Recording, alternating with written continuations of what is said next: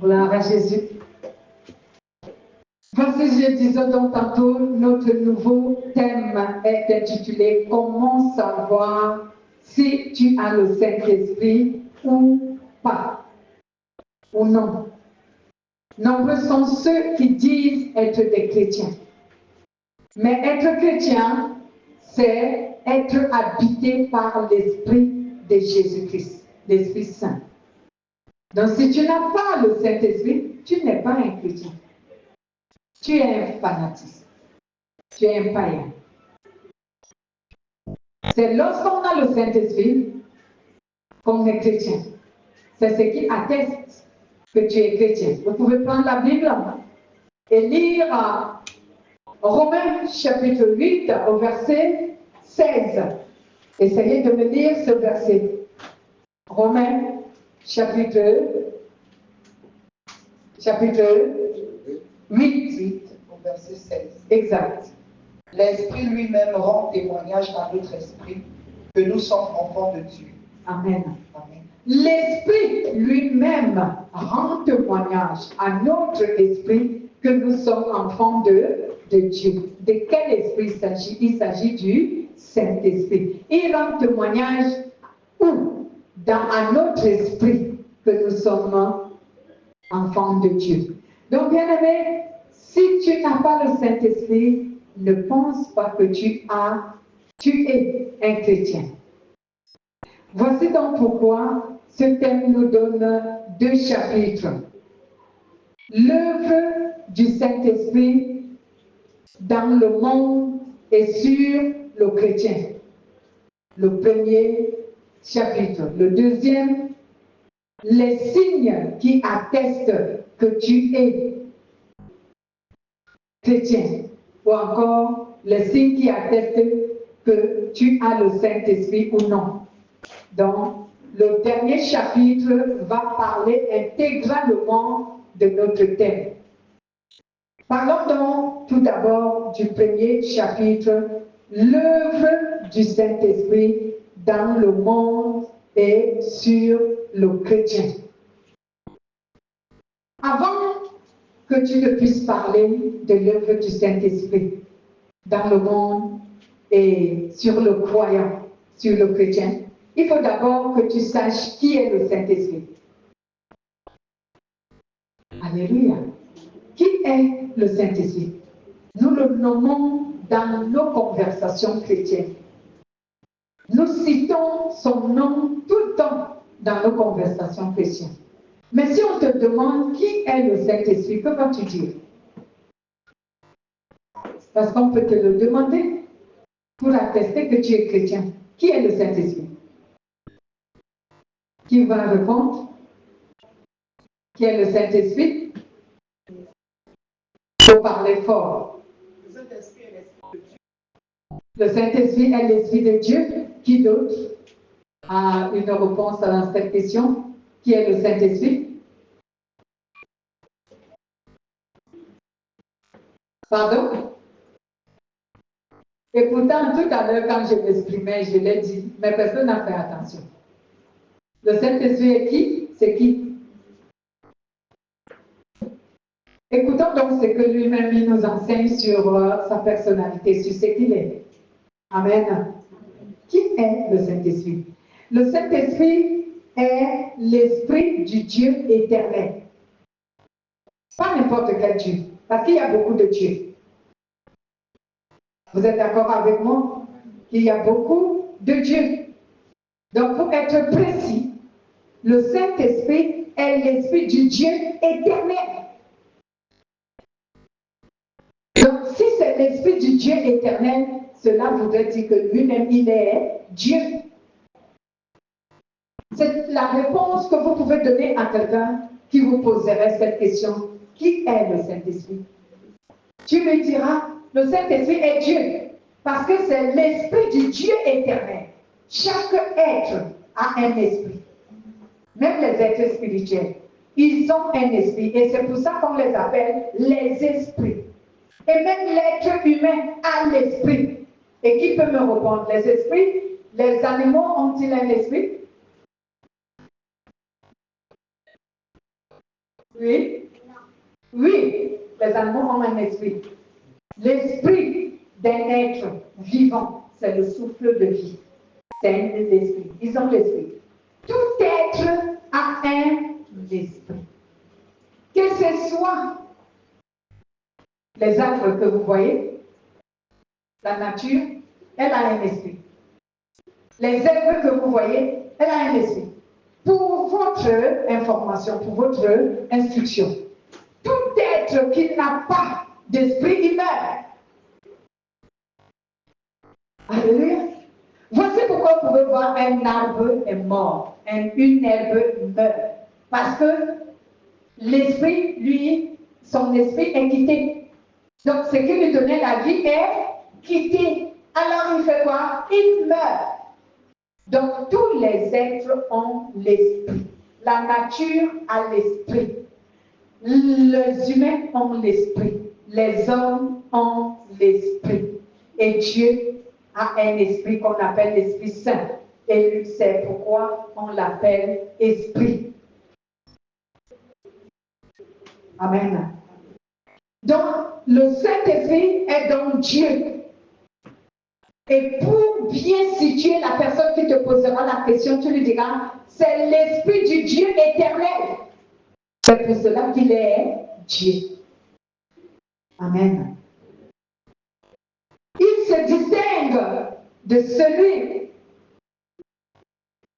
que l'homme appelle le Père. Donc, il se distingue avec le Père et le Fils. Donc, c'est le même esprit qu'on appelle le Père et le Fils. Pourquoi? Parce que lorsque le Père joue un rôle, il joue le rôle avec son esprit. Je prends un exemple. Lorsque le Père est descendu sur la terre en forme d'ange pour aller détruire Sodome et Gomorrhe,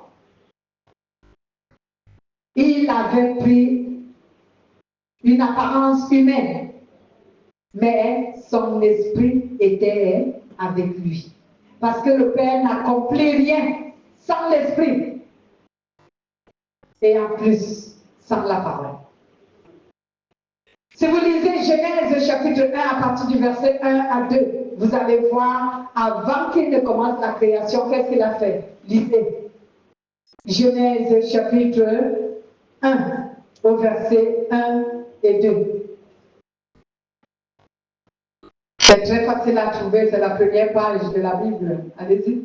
Au commencement, Dieu crée le ciel et la terre. La Oui. terre est comme un grand vide, elle est dans la nuit, une eau profonde la recouvre. Le souffle de Dieu se tient au-dessus de l'eau. Le souffle de Dieu se tient au-dessus de l'eau. Vous avez quelle version? Lisez-moi 8 secondes. Au commencement, Dieu créa les cieux et la terre. Oui. La terre était informe et vide. Oui. Il y avait des ténèbres à la surface de l'abîme, et l'Esprit de Dieu se mouvait au-dessus des eaux. Exact. Sur la parole de vie qu'il a lue en premier, on appelle l'Esprit de Dieu le souffle de Dieu.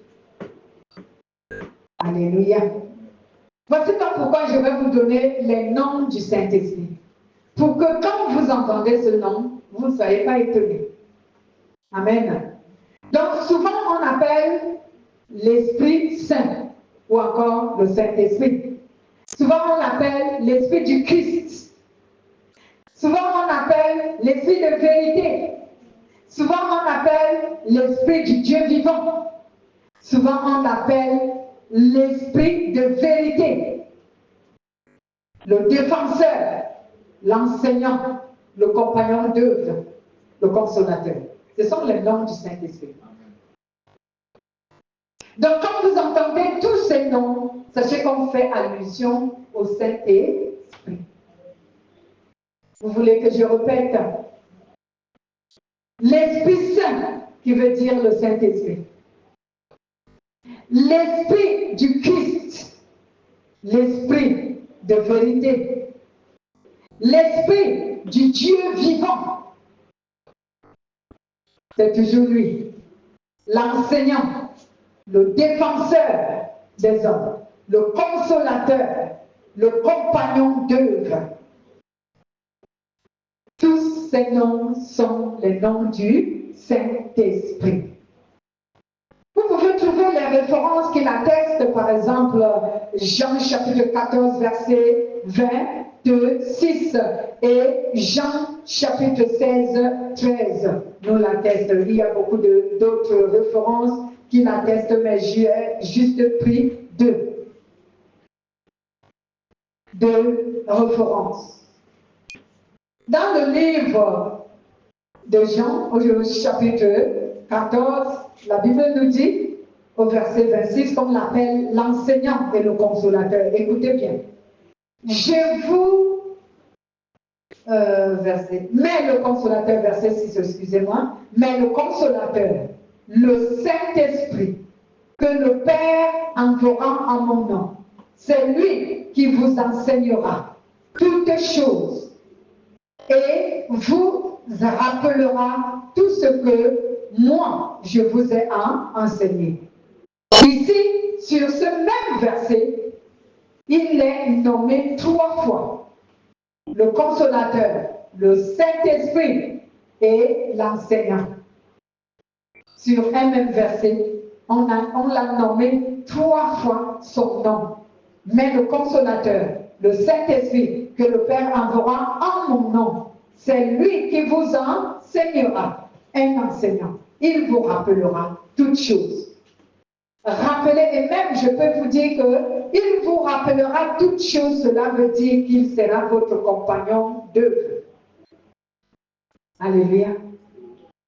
C'est lui qui vous enseignera, c'est lui qui vous rappellera toutes choses. Et au verset 16, chapitre 16, verset 13, qui nous dit, quand il serait venu, lui, l'esprit de vérité, ici, il est nommé l'esprit de vérité, il vous conduira dans toute la vérité, car ces paroles ne viendront pas de lui-même, mais il parlera de tout ce qu'il aura entendu et vous l'annoncera les choses à venir.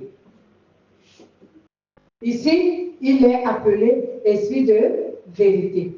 Vous trouverez dans la Bible, on l'appelle l'esprit du Dieu vivant.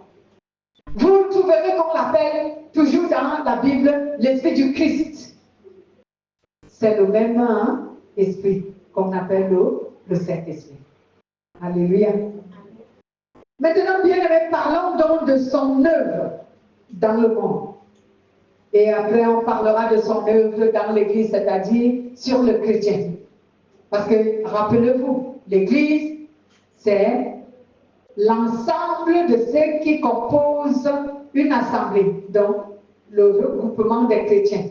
Donc, c'est un chrétien qu'on appelle l'Église. 1, 2, 3. Ce n'est pas le bâtiment. Le bâtiment, ce n'est qu'un édifice. Alléluia. Et je vous avais expliqué l'expression que nous, les chrétiens, on utilise souvent lorsqu'on dit « je m'en vais à l'église ». On veut pas faire allusion de « je m'en vais au temple » ou « je m'en vais là où on prie ». On veut dire par là que je m'en vais communier avec mes frères et sœurs qui sont là-bas. C'est ce qu'on appelle « je m'en vais à l'église ». Alléluia. L'œuvre du Saint-Esprit dans le monde. Bien-aimé, l'œuvre du Saint-Esprit dans le monde est de convaincre tout être humain à recevoir le salut que Dieu a mis à sa disposition, afin de paraître devant lui juste, saint et irrépréhensible au jour du jugement dernier. Amen. Voici l'œuvre que le Saint-Esprit a à accomplir sur la terre, dans le monde, auprès de chaque être humain, à ce moment, sans exception. Quand on dit le monde, on fait allusion à l'humanité.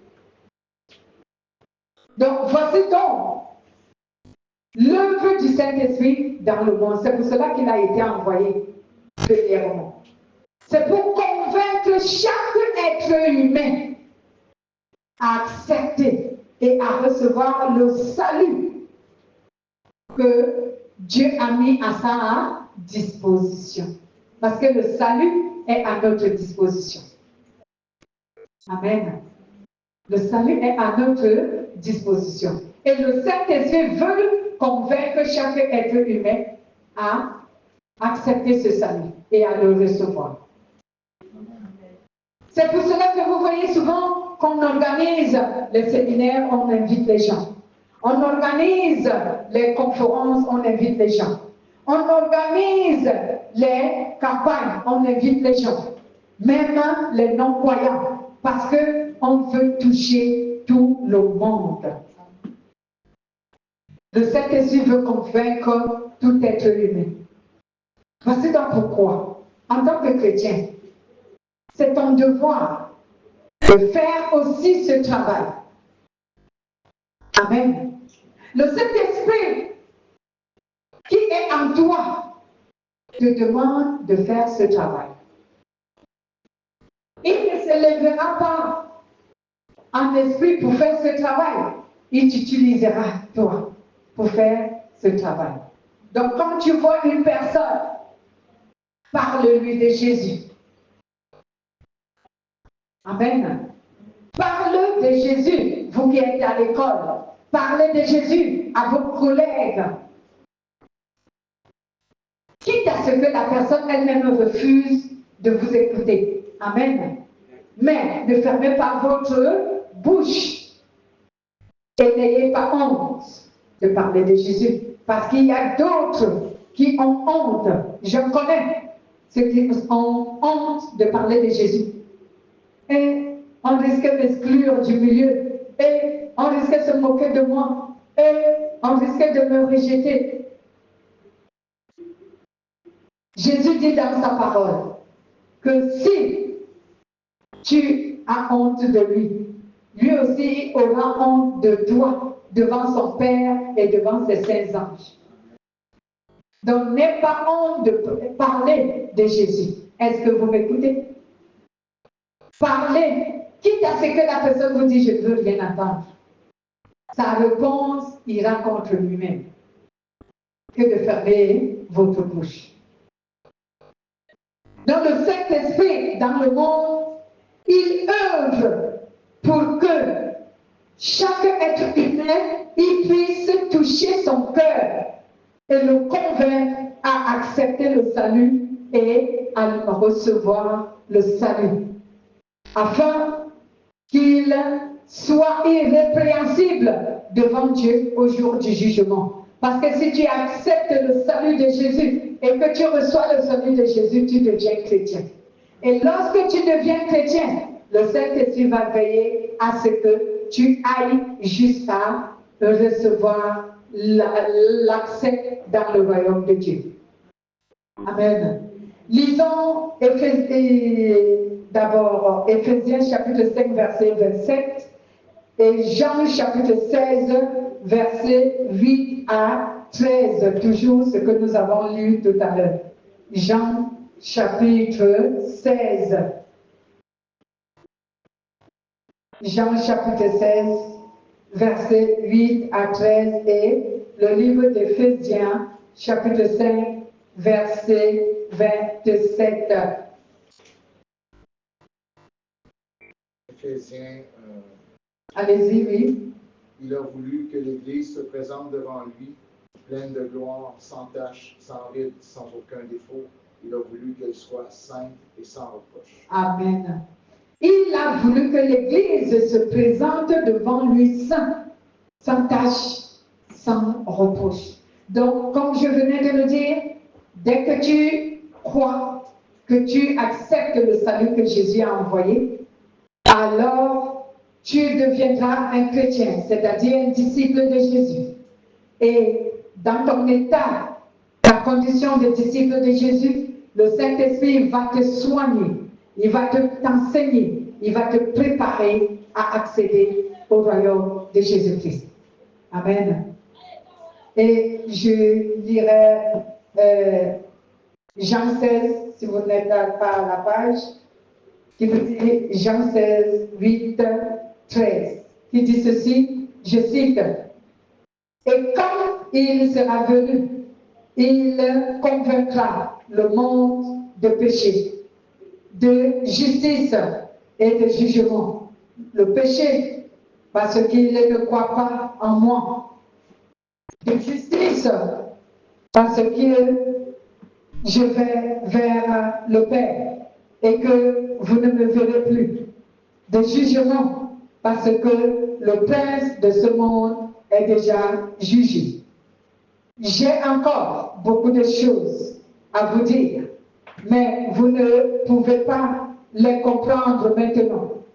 Quand il sera venu, lui, l'Esprit de vérité, il vous convaincra dans toute la vérité, car ces paroles ne viendront pas de lui-même, mais il vous parlera de tout ce qu'il aura entendu et vous annoncera les choses à venir. Voici donc le rôle que le Saint-Esprit joue dans le monde. Si quelqu'un vous dira, mais pourquoi le Saint-Esprit est ici?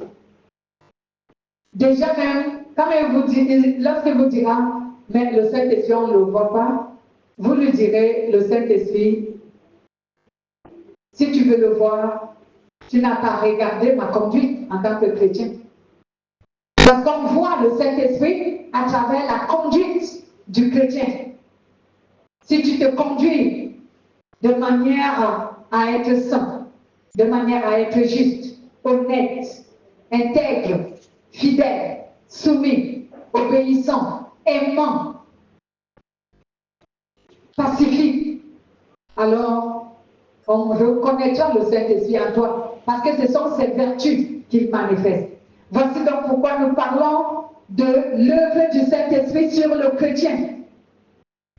Qu'est-ce qu'il accomplit sur le chrétien? Lorsque tu deviens chrétien, bien-aimé, l'œuvre du Saint-Esprit sur toi est de t'enseigner la volonté de Dieu, de t'amener à te sanctifier, à te purifier, à garder la foi, à mener une vie pieuse, saine, juste sur la terre, afin que tu sois un meilleur témoignage autour de toi et que tu sois prête pour l'enlèvement. C'est ça le devoir du Saint-Esprit sur le chrétien. C'est ce qu'il accomplit. Voici donc pourquoi la Bible nous dit souvent sur Éphésiens 5, Éphésiens 4, 31, qui nous dit, ne résistez pas au Saint-Esprit. Parce que si tu résistes au Saint-Esprit, il ne peut pas accomplir ceci en toi. Pourquoi? Parce que Dieu a créé l'être humain libre de cette décision. Si tu résistes, c'est que tu préfères que le Saint-Esprit ne te transforme pas. Tu ne veux pas qu'il te change. Donc, il ne va pas te forcer, il va te laisser. Amen. Mais si tu acceptes, le Saint-Esprit va accomplir tout ceci en toi. Il va faire quoi? Il va t'enseigner la parole de Dieu. Il va t'enseigner la volonté de Dieu. Il va faire quoi? À travers la volonté de Dieu qu'il t'a enseigné, il va utiliser la même volonté de Dieu pour te sanctifier. Il va falloir que je revienne sur l'enseignement de la sanctification. La sanctification, c'est quoi? La sanctification, c'est se détourner du péché et d'accomplir la volonté de Dieu. En une phrase aussi simple que celle-là. Tu te détournes de ce qui déplaît à Dieu et tu accomplis ce que Dieu recommande, ce qui lui plaît. Amen. Donc le Saint-Esprit va donc t'enseigner la parole.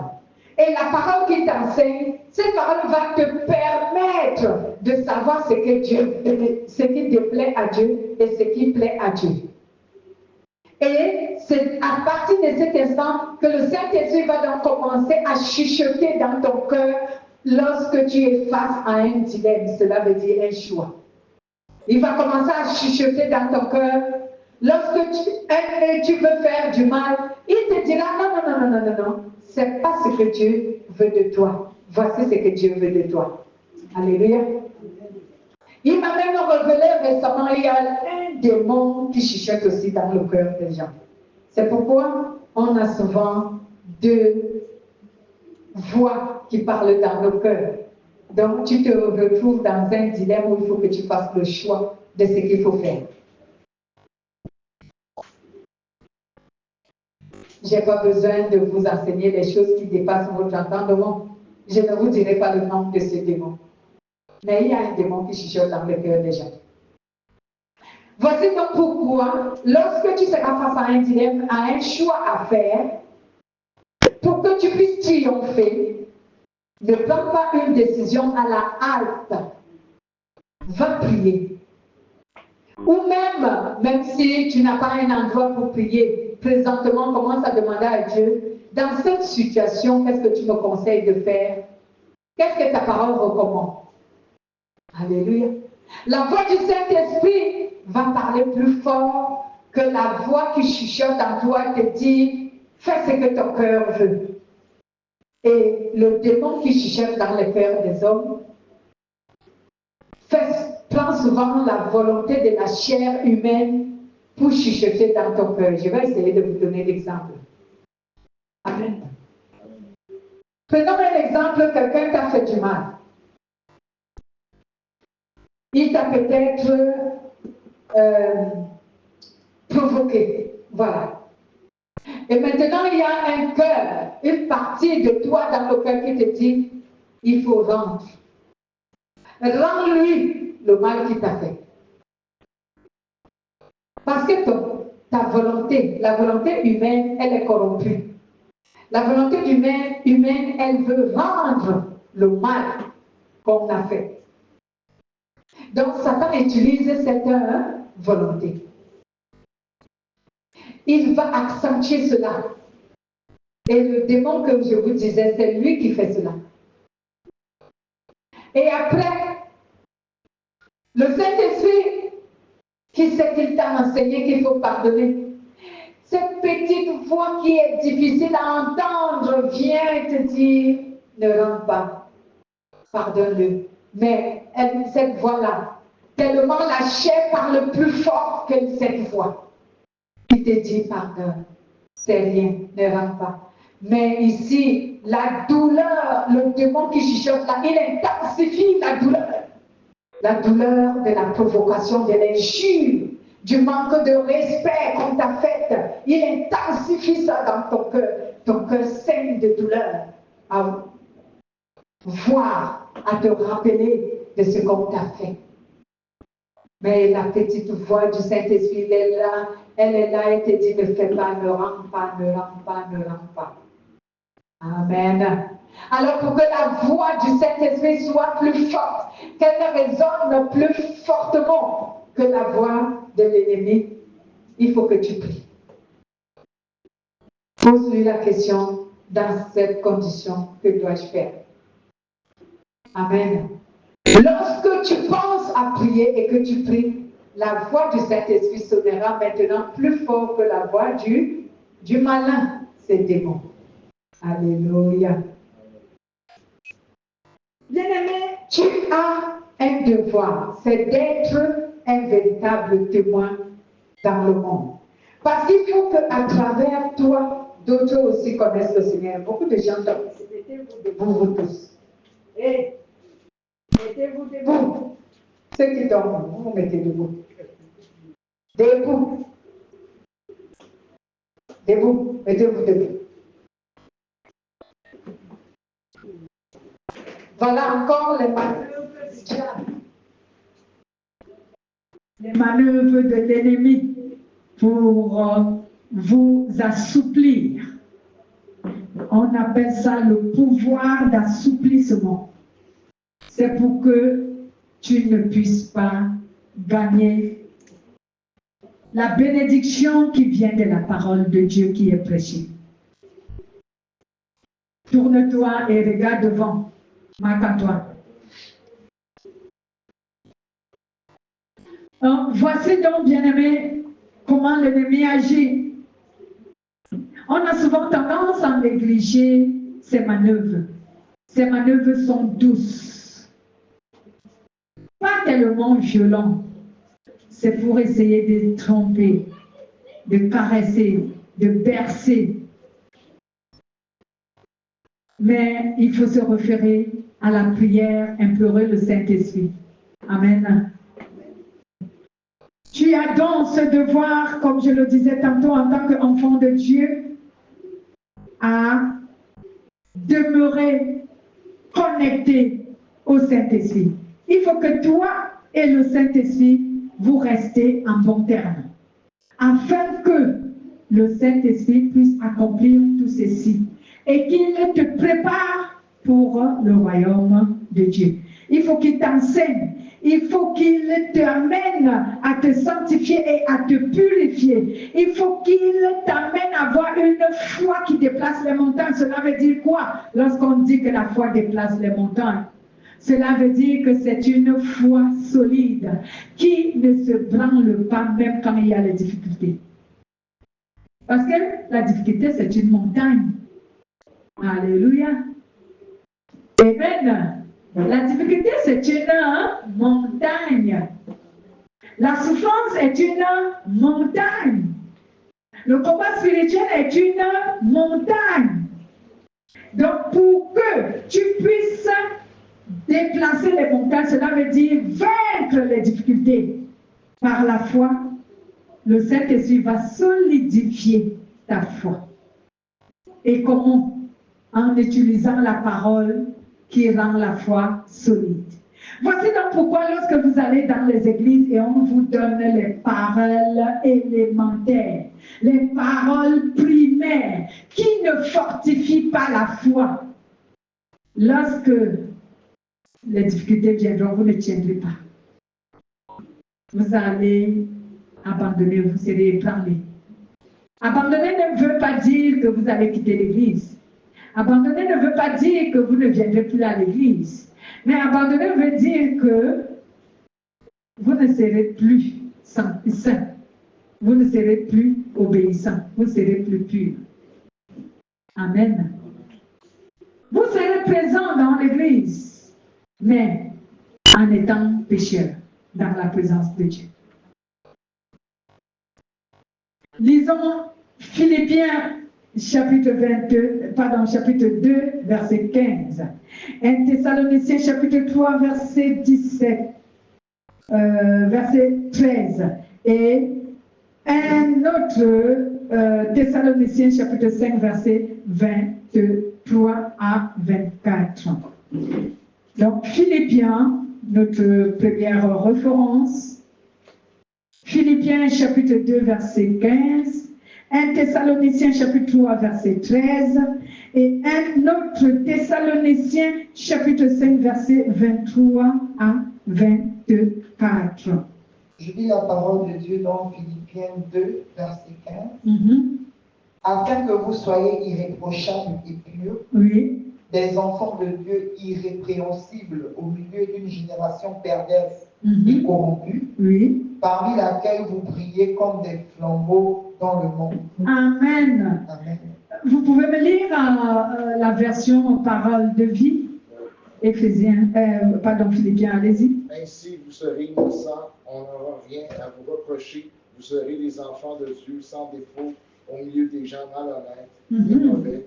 Parmi ces gens-là, vous brillez comme des lumières dans le monde. Amen. Amen. Parmi lesquels vous brillez comme des lumières. Donc, lorsque le Saint-Esprit accomplit tout ceci, œuvre en toi et il accomplit tout ceci, tu brilles comme une lumière au milieu de ceux avec qui tu vis. Tu brilles comme une lumière dans le monde. Quand on dit briller comme une lumière dans le monde, cela veut dire quoi? Cela veut dire que premièrement, de manière spirituelle, c'est vrai, tu brilles, tu as une lumière qui brille à toi. C'est clair. Tu es éclairé, tu es dans la lumière. Alléluia. En toi, il y a la lumière. Je vais vous donner un exemple.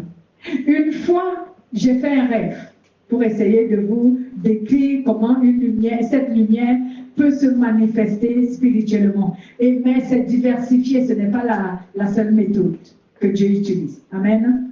Ou ce n'est pas la seule méthode que vous brillez lorsque vous êtes un enfant de Dieu dont le Saint-Esprit a transformé jusqu'à ce niveau.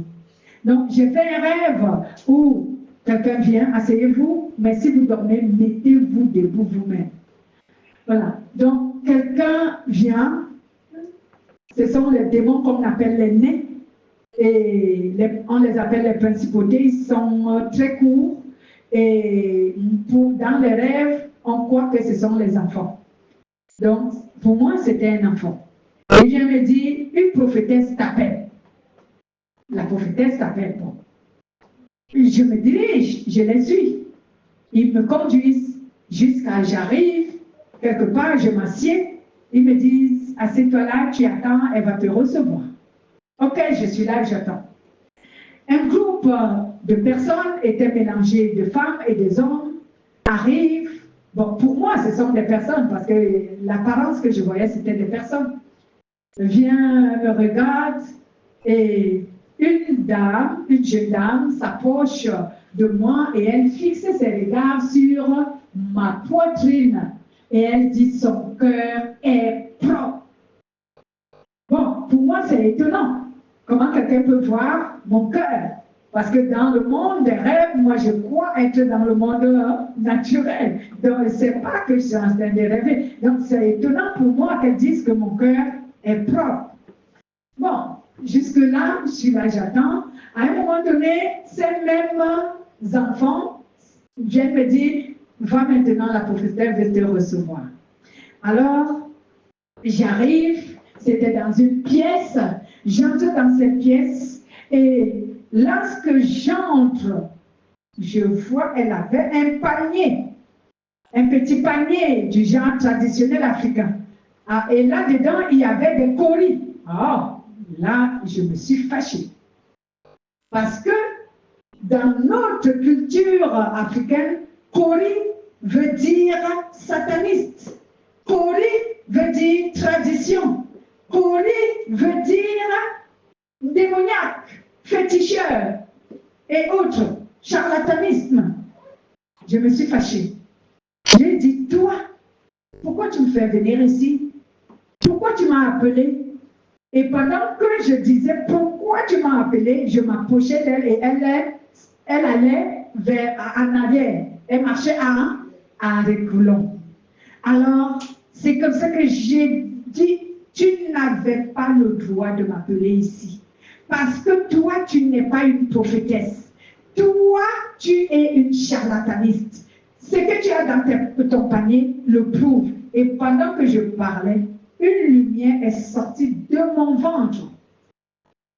Elle est sortie de mon ventre. Moi-même, j'étais abasourdie, j'étais étonnée de cette sortie de cette lumière.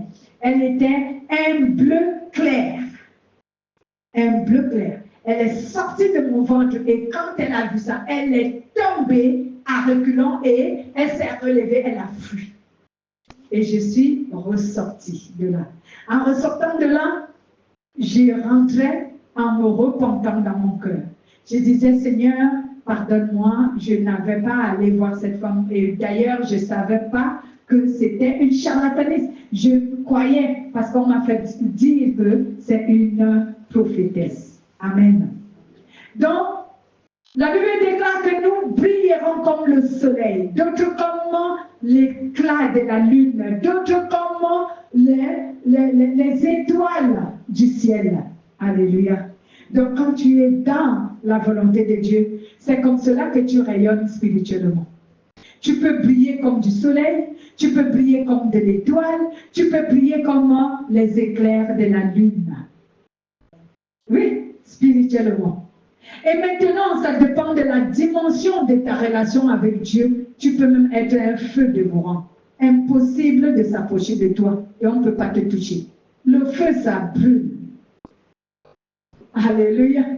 Oui, quand tu passes, tu es un feu dévorant. Tout le monde sent la chaleur et les gens s'écartent parce que le feu risque de les brûler. Le feu, c'est le symbole de la puissance de Dieu. Alléluia. Et physiquement, comment se présente cette lumière? Physiquement, cette lumière est une gloire qui rayonne en toi. Tu es dans l'incapacité d'exprimer ou d'expliquer à quelqu'un qui te dit, mais tu rayonnes et tu ne peux pas savoir quoi lui dire.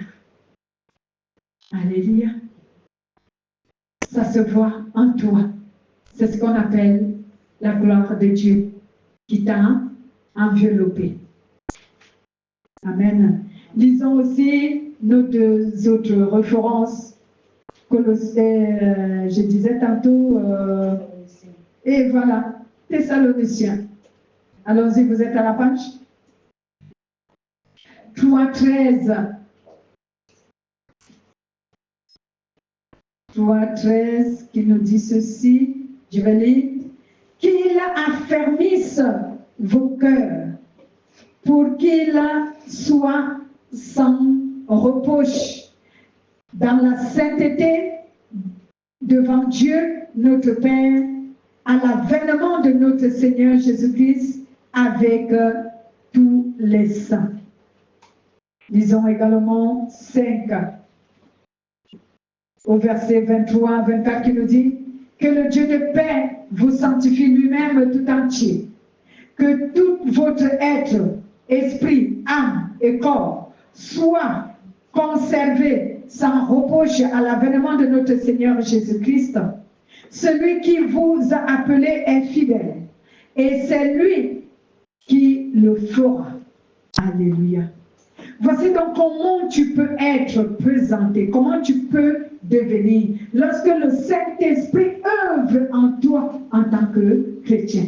Voici donc, bien-aimés, en général, l'œuvre du Saint-Esprit dans le monde et en Christ et dans l'Église.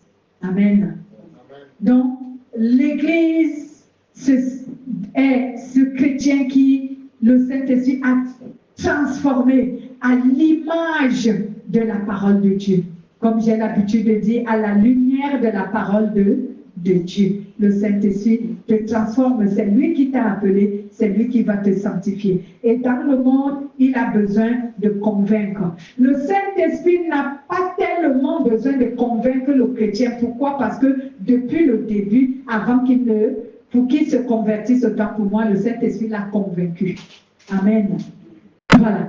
Donc, le chrétien, le Saint-Esprit a juste besoin de développer sa foi pour qu'il continue à croire, pour qu'il continue à espérer, pour qu'il continue à obéir, pour qu'il continue à se sanctifier. Mais celui dont le Saint-Esprit veut vraiment convaincre, c'est le profane, c'est le païen. Alléluia. Ce n'est pas l'impie. L'impie, il est condamné depuis. Et les êtres humains ne sont pas des impies, ce sont les démons qui sont des impies. L'impie, c'est le démon. Mais le profane, c'est un être humain qui ne croit pas en Dieu. Et c'est lui qu'on appelle aussi païen. Alléluia. Et ce sont eux que le Saint-Esprit a besoin de convaincre. Toi, le chrétien, si tu dis encore, utiliser le mot, le Saint-Esprit doit me convaincre, c'est que tu n'es pas encore converti. Alléluia. Parce que le Saint-Esprit ne convainc plus le chrétien. Le chrétien, il est convaincu depuis longtemps. Le Saint-Esprit les monde tout simplement pour qu'il grandisse, pour qu'il croisse, pour qu'il atteigne la maturité spirituelle, pour qu'il se sanctifie, pour qu'il ait une dimension supérieure de la foi. Saint-Esprit n'a plus besoin de le convaincre. Il l'a convaincu lors de sa conversion. Alléluia. Voici donc l'œuvre du Saint-Esprit dans le monde et sur le chrétien. Dimanche prochain, on va donc affronter vraiment le corps de notre thème. Comment savoir si tu as le Saint-Esprit ou non. On peut remercier le Seigneur.